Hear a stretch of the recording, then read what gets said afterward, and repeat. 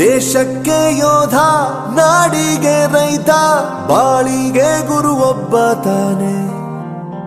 ಅಕ್ಷರ ಕಲಿಸೋ, ಅಜ್ಞಾನ ಅಳಿಸೋ, ಅವನೂನು ಅನ್ನದಾತಾನೆ. ತಪ್ಪು ಸರಿಯ ತಿದ್ದಿ ತಿಳಿ ಹೇಳಿ ಸಮಬುದ್ಧಿ ನಮ್ಮ ಚಿತ್ತ ಶುದ್ಧಿಯಾಗೋ ಹಾದಿ.